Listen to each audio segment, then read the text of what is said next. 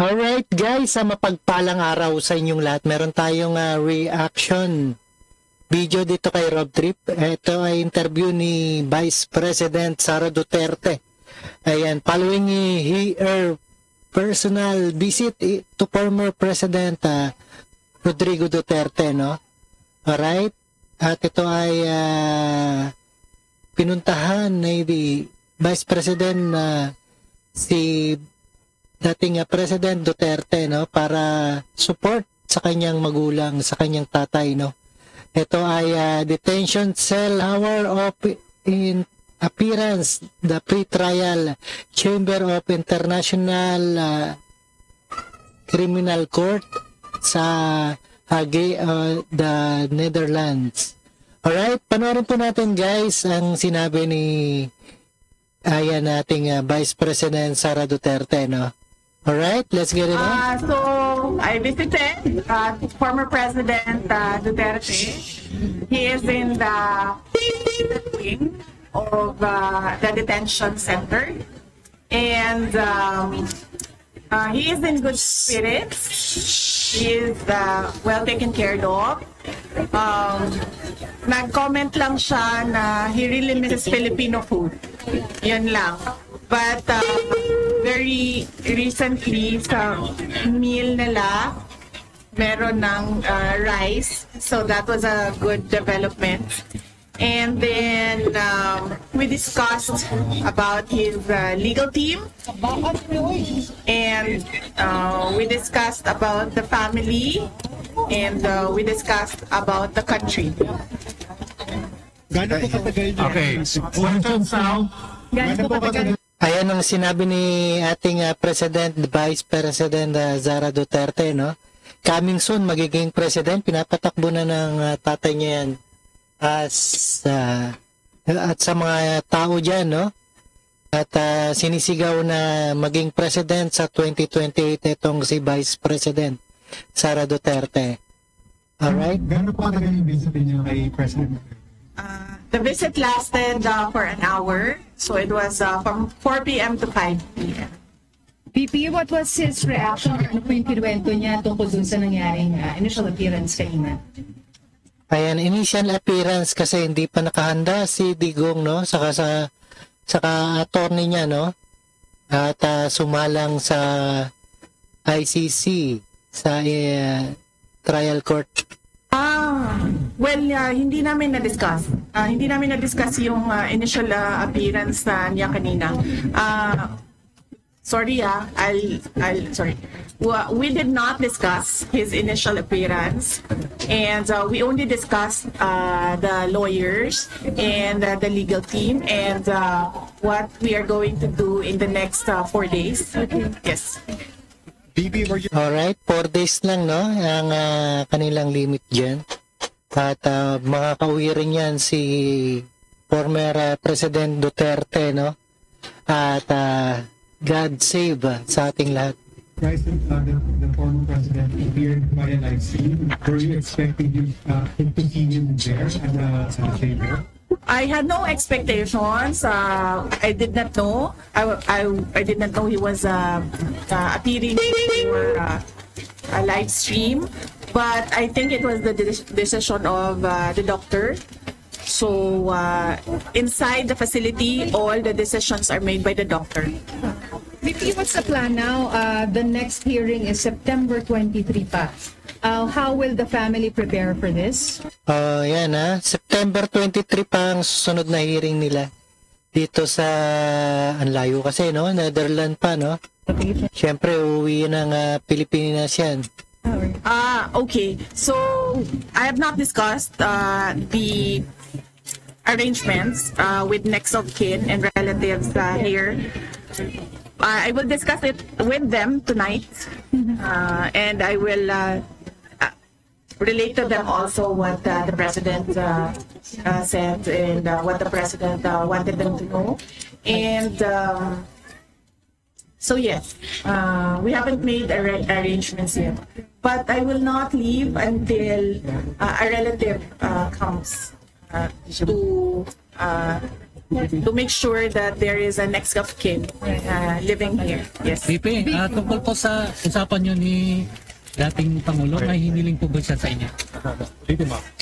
Sa usapan nyo ni PRRD, may hiniling po ba siya sa inyo? English. Oh, yeah. Okay. Yes. When we talked, he, as a request, he asked me to go home.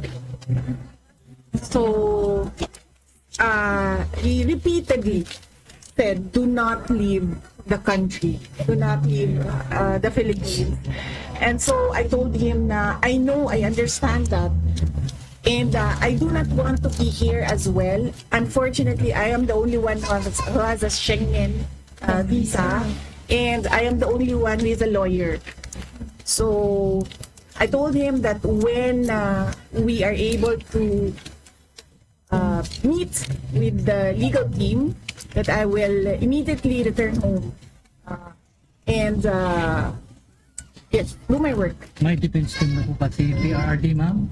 Defense team. Oo, kailangan niya umuwi, no? Dahil inaantay rin siya ng kanyang trabaho dito sa Pilipinas.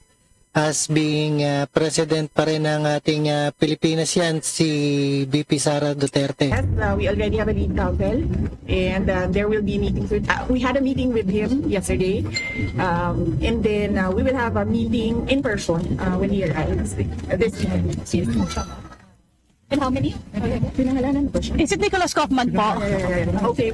Yes, the president already appointed. Yes, the president already appointed Nicholas Kaufman as his lawyer. Ma'am, let me just go back to what he said to you, telling you not to leave the Philippines. Yes. What was the specific concern? Oo, dapat hindi iliban, no? Sa yung Pilipinas, no? Kasi mabubulaan kasi nandyan si Sara Duterte. And if you can also address yung, kasi according to Malacanang, they gave you a travel authority until April 30 in several countries. Ano po kaya yun, ma'am? Ano yung reason for the travel? My travel? Yeah. The moment that I felt that it was an extraordinary rendition, the moment that it was I felt that it was a kidnapping because they were holding him in 250, which is the airbase of the Presidential Airlift Wing. I felt that he will not be able to leave that place, but he will be taken forever. At the time, we did not know. So we were preparing for a list of countries where he may be taken. So, and at the time, I did not know how I will be able to enter that country. So we had to apply for travel authority for countries because I did not know how I will be able to travel. Okay, So, di siya necessarily pupuntahan VP or i-complete yung travel up to April 30? With regard to the date, no, because at the time I did not know also how long was I gonna be. How long was I gonna be? Yes, wherever he is. So we applied for until April 30. But it doesn't mean that I will be here until April 30.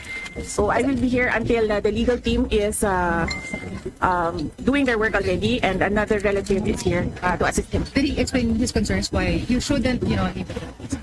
He said that, yes, I should immediately go back, just leave him here. But I said, no, I cannot do that because no one will decide for him outside. So very limited people have access to him right now. So I told him that I just have to form that legal team. Then I can work remotely in the Philippines talking to the legal team. And then yes, so I just need next of kin to come here, and everyone's applying for a visa right now. Pero wala po siyang fears that it will be taken advantage of your absence? Well, he did not express fears about.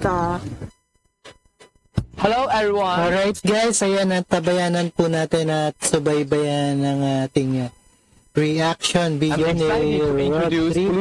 Alright, at ito ay isang interview kay ating Vice President Sara Duterte, no? Alright? Absent, but he repeatedly said that you must not leave the Philippines. You must go back to your country. You are not supposed to be here. And then I insisted that, yes, I know what I have to do, and that I just need to set up something here in The Hague, and then I will immediately go back to the Philippines. VP, any comment po, VP? Dispositions po, maybe not when you saw him, and were you able to see po yung detention center, or the detention area for the former president? No, I was not allowed inside his detention area. We met in the visitors area,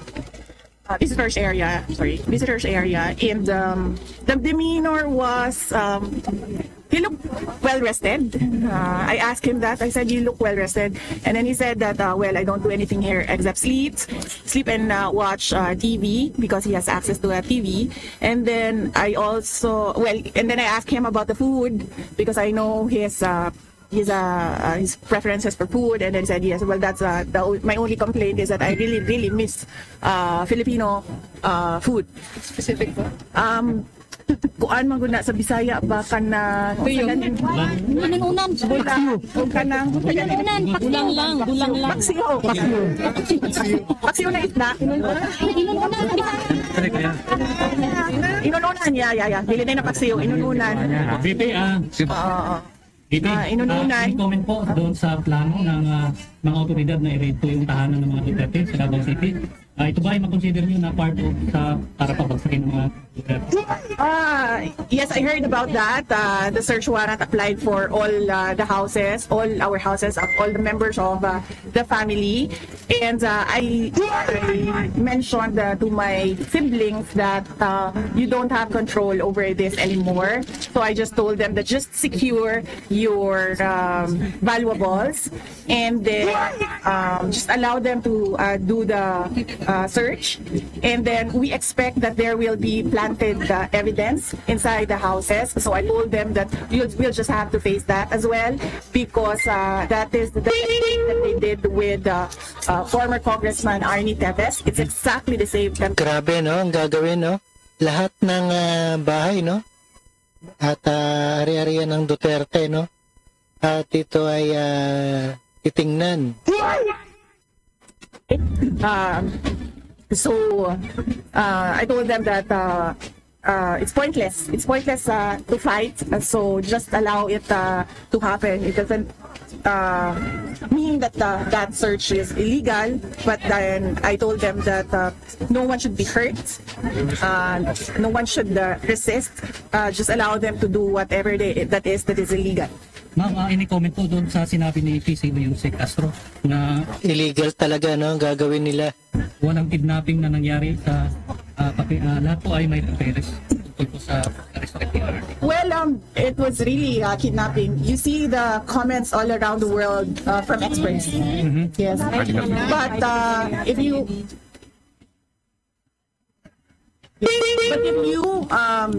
talk to lawyers, they call it extraordinary rendition. But for a family member like me, that's kidnapping. That's forcibly taking my father to another country and illegally arresting.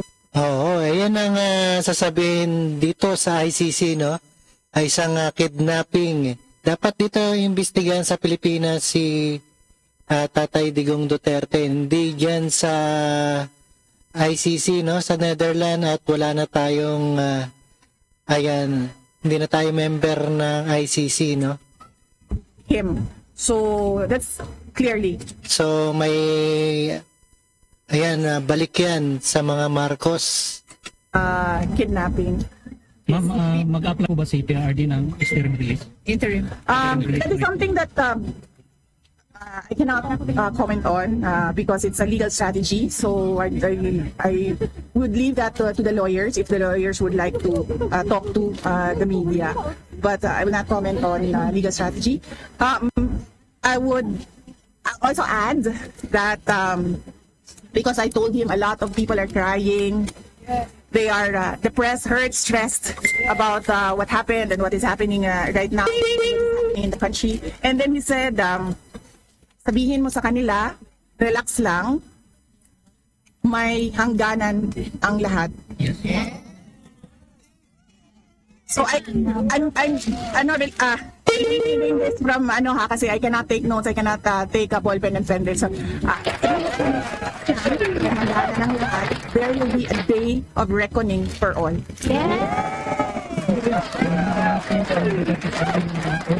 Mga Pilipino po sa bansang Pilipinas. Ngayon, grabe po yung emosyon ng mga Pilipino dahil mahal po nila si PRRD at kayo po. So, may mensahe po ba kayo para sa lahat ng mga Pilipino?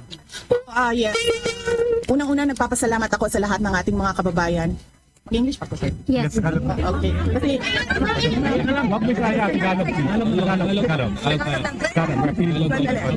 okay.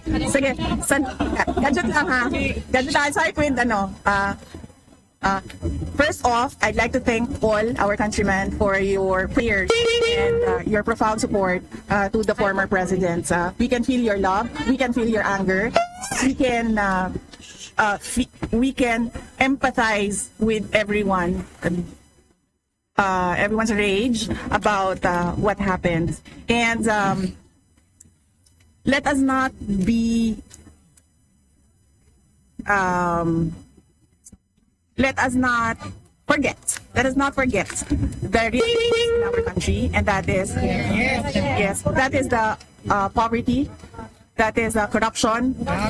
That is the failure of the government to answer the demands from the people about accountability and transparency, and the failure of the government to address peace and security in our country. So your flowers, why is it? Because I wanted to give it airtime. I wanted to give the flowers airtime because I don't know who gave this, but the people who gave this made efforts to go to a flower shop and buy flowers. So I wanted to give it airtime, just to say thank you to those who took time to buy flowers. They know I love flowers, so That's hospitality. So now, advance sa Filipino community, have ka na dito. Alright guys, ayan, napakinggan at napanood po natin ang ating reaction video ni Rob Trip. Crime in our cities is Alright, and see us again sa ating the next one. Ito ay interview ni BP Sara, no? At maraming salamat sa panonood at pakinig dito kay Rob Trip, and peace out.